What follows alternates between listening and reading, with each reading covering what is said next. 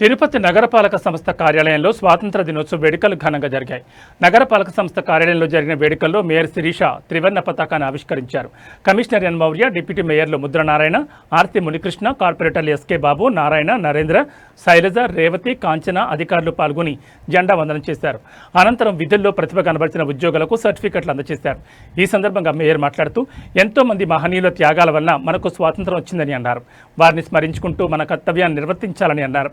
కష్టపడే తత్వం, సాయం చేసే గుణం కలిగి ఉండాలన్నారు. మన పూర్వీకుల త్యాగాలను గుర్తు చేసుకుంటూ మన దేశాన్ని అభివృద్ధి చేసేందుకు కంకణబద్దులు కావాలని పిలుపునిచ్చారు. కమిషనర్ ఎన్ మౌర్య మాట్లాడుతూ గొప్ప గొప్ప మహానుభావులు పలుచోట్ల పోరాటాలు చేయడం వల్లే నేడు మనం స్వేచ్ఛగా జీవనం సాగిస్తున్నామని అన్నారు. ప్రతి ఉద్యోగి ఎప్పుడూ ప్రజలకు సేవ చేయాలని అన్నారు. 2047కు పేదరికం లేకుండా చేయాలనే ప్రభుత్వ లక్ష్యాన్ని చేరుకునేందుకు అందరూ సహకరించాలని అన్నారు.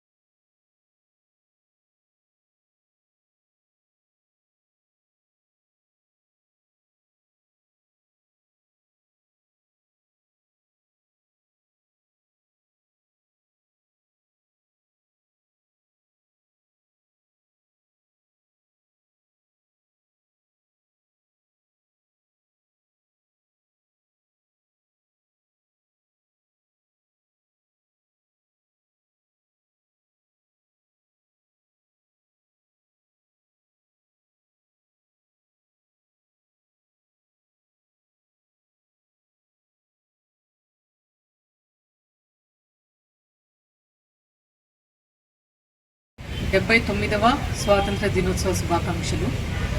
ఇక్కడికి విచ్చేసిన మేయర్ గారికి, డిప్యూటీ మేయర్స్కి, కార్పొరేటర్స్కి and municipal corporation staff, students అందరికీ నమస్కారం.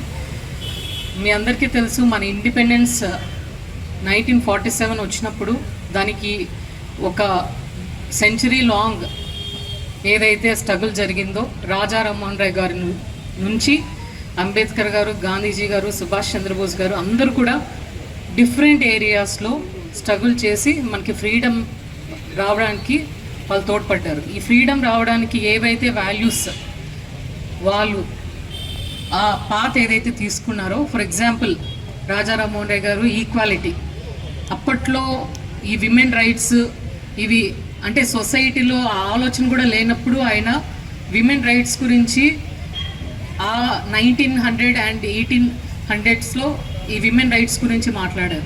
దాని తర్వాత అంబేద్కర్ గారు మన కాన్స్టిట్యూషన్లో ఏవైతే వాల్యూస్, ఈక్వాలిటీ, జస్టిస్, ఇంటిగ్రిటీ, ఇవి మనం ఎప్పుడు వింటుంటాం కానీ మన ఆచరణ, మన పనిలో మనం ఎప్పుడు చూపించాము. అండ్ ఇంకొకటి, నేను లాస్ట్ ఇండిపెండెన్స్ డే కూడా చెప్పాను, మనం సర్వీస్ వచ్చిన స్టార్టింగ్లో ఒకలా ఉంటాము, తర్వాత ప్రోగ్రెస్ అయ్యే కొద్దీ ఒకలా మన వాల్యూస్ మనం తగ్గించుకుంటూ కాంప్రమైజ్ అవుతూ వెళ్తుంటాము. కానీ ఈ 3 వాల్యూస్, ఈక్వాలిటీ, జస్టిస్, ఇంటిగ్రిటీ, మనం చేసే పనిలో మ్యాక్సిమం కనిపించేలాగా చేస్తే ప్రజలకు కూడా న్యాయం జరుగుతుందని నేను నమ్ముతున్నాను. అలాగే స్టూడెంట్స్ కూడా ఉన్నారు కాబట్టి గవర్నమెంట్ ఆఫ్ ఇండియా ఈ వికసిత్ భారత్ అనే ప్రోగ్రామ్ స్టార్ట్ చేసింది. సో అందులోనే మన ఆంధ్రప్రదేశ్ గవర్నమెంట్ స్వర్ణాంధ్ర 2047, సో 2047కి పవర్టీ అనేది లేకోకుండా పర్ క్యాపిటల్ ఇన్కమ్ ఇంక్రీజ్ చేసి డిఫరెంట్ స్టాండర్డ్స్లో 10 గైడింగ్ ప్రిన్సిపల్స్ స్వర్ణాంధ్ర కింద పెట్టి సో దాంట్లో ఎక్సెల్ అవ్వాలని స్టార్ట్ చేసింది. కాబట్టి ప్రతి ఒక్కరూ ఈ గైడింగ్ ప్రిన్సిపల్స్ ఏవైతే ఉన్నాయో స్వర్ణాంధ్ర కింద మనం చేసే పనిలో కానీ ఏ ఏరియాలో కూడా గుర్తు పెట్టుకొని చేస్తారనేసి కోరుకుంటున్నాం. Thank you. నగరపాలక సంస్థ కమిషనర్ గౌరవనీయులు మౌర్య గారికి, డిప్యూటీ మేయర్లకు, నా సహచర కార్పొరేటర్స్కి, అలాగే నగరపాలక సంస్థ సిబ్బందికి, అధికారులకు, ఇక్కడ విచేసినటువంటి టీచర్స్, స్టూడెంట్స్ ప్రతి ఒక్కరికి కూడా నమస్కారం. అలాగే 79వ స్వాతంత్ర దినోత్సవ శుభాకాంక్షలు. ఈరోజు మన దేశ చరిత్రలోనే ఎంతో మహోన్నతమైన రోజు.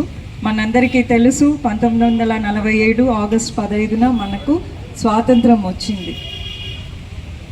ఎంతోమంది మహనీయులు, మహాత్మా గాంధీ, సర్దార్ వల్లభాయ్ పటేల్, భగత్ సింగ్, సుభాష్ చంద్రబోస్, అల్లూరి సీతారామరాజు, టంగుటూరి ప్రకాశం పంతులు, అంబేద్కర్ గారు, ఇలా ఎంతోమంది మహనీయుల త్యాగ, వాళ్ళ జీవితాల త్యాగం చేసిన ఫలితం.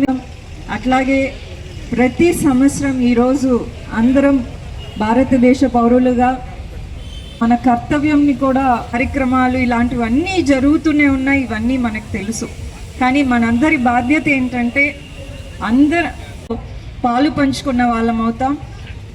అట్లాగే నగరపాలక సంస్థ కార్యాలయంలో ప్రతి డిపార్ట్మెంట్లో పనిచేస్తున్నటువంటి అధికారులు కూడా మేడం అన్నట్టు